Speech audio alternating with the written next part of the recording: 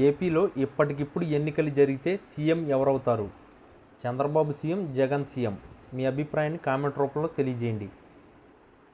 ఏపీలో ప్రభుత్వం అమలు చేస్తున్న పథకాలు, కార్యక్రమాల అమలు తీరు తెలుసుకునేందుకు నవంబర్ నెల నుంచి క్షేత్రస్థాయిలో పర్యటిస్తానని ముఖ్యమంత్రి చంద్రబాబు నాయుడు ఇవాళ వెల్లడించారు. ప్రతి పౌరుడికి సంక్షేమ ఫలాలు ఎలా అందుతున్నాయో అనే అంశాన్ని తనిఖీ చేస్తానని తెలిపారు.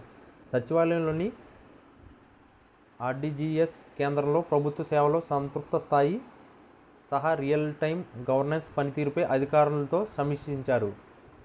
రాష్ట్రంలో ప్రజల మెచ్చేలా సుపరిపాలన అందిస్తున్నామని, పాలనలో సుస్థిర విధానాలను అమలు చేస్తామని ముఖ్యమంత్రి స్పష్టం చేశారు. గత నెల 22వ తేదీ నుంచి నిర్వహిస్తున్న సూపర్ జీఎస్టీ సూపర్ సేవింగ్స్ కార్యక్రమంలో భాగంగా జీఎస్టీ 2.0 సంస్కరణలతో ప్రజలకు కలిగిన ప్రయోజనాలు, లబ్ధి తదితర అంశాలపై ప్రజల నుంచి సేకరించిన ఫీడ్బ్యాక్ వివరాలను సీఎం పరిశీలించారు.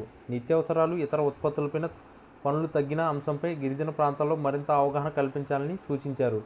దీపావళి పండుగ తర్వాత కూడా సూపర్ జీఎస్టీ ద్వారా పన్నుల తగ్గింపు, తద్వారా ధరలు తగ్గిన అంశాలను ప్రజల్లోకి విస్తృతంగా తీసుకెళ్లాలని పేర్కొన్నారు.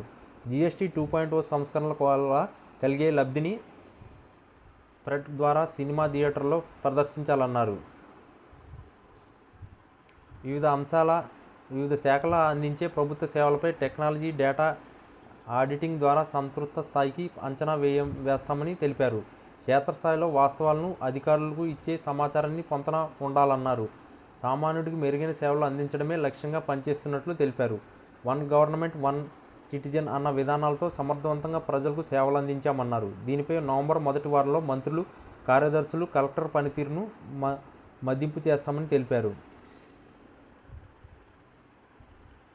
ఇన్సిడెంట్ మేనేజ్మెంట్ సిస్టమ్ ద్వారా వేర్వేరు ఘటనల్ని సమన్వయంతో పర్యవేక్షించడంతో పాటు త్వరితగతిన బాధితులను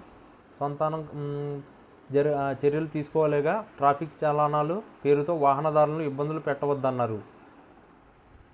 రాష్ట్రంలో కొన్ని అంశాలను రాజకీయంగా ఉపయోగించుకుని నేరాలు చేసేందుకు కొందరు ప్రయత్నాలు చేస్తున్నారని, ఈ తరహా వ్యక్తుల పట్ల అప్రమత్తంగా ఉండాలని సీఎం సూచించారు. పీపీపీ విధానంలో మెడికల్ కాలేజీలు నిర్మిస్తుంటే ప్రైవేటు పరం చేయాలంటూ దుష్ప్రచారం చేస్తున్నారని ఆపేక్షించారు.